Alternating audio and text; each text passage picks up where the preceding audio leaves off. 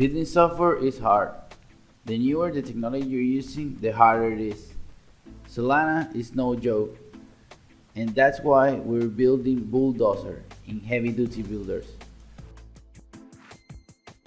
Our goal is to make it easier for newcomers to start working with Solana projects. We're a low-code platform looking to enable developers with no prior experience with Solana to build systems just by playing around with the graphical user interface.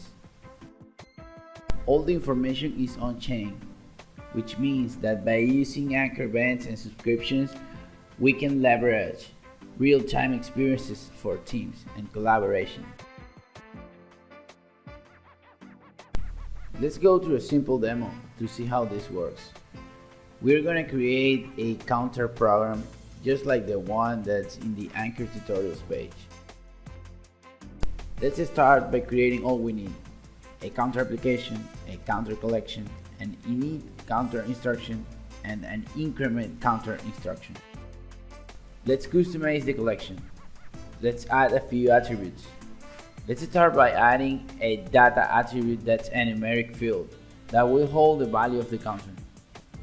Now we're going to add an authority, which is a public key that holds the address of the payer for the counter account. It's time for the instructions. First, we'll work with the init counter.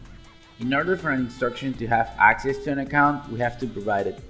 Bulldozer allows you to configure these accounts. Let's add accounts to the init counter instruction. We need to provide a system program to the instruction. This is because we're creating a new account in the system. We're going to create a signer account that we'll call authority, which has to be mutable because of the Lampard expenses. And finally, we create the counter account.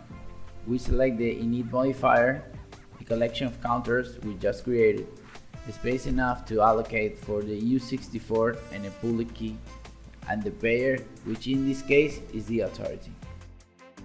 Now it's time to write the body of the handler of the instruction.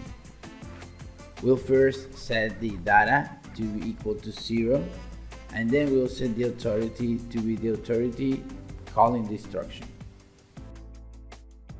Our counter is missing the increment part, so let's do that part now. Let's start by creating a signer called authority. Now we'll add a mutable counter account, and by adding mut, the changes inside the instruction handler will be persisted. And we also have this new feature we added called relations, which is just a fancy name for the #1 constraint in Anchor. Basically, this tells Anchor that the counter account has to have an authority that has to match the one we just provided to the instruction.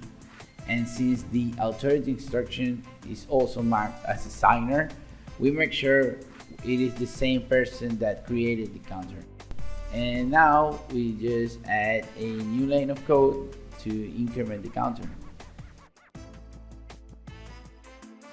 And that's what's up. With just 3 lines of code and a few clicks here and there, we were able to create the whole structure of our program.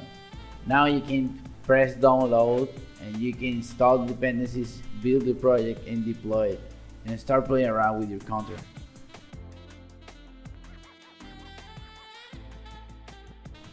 And this is just the beginning for us. We have a bunch of features in mind already. We want to integrate more Anchor features. We want to manage versioning of workspaces and applications powered by Git.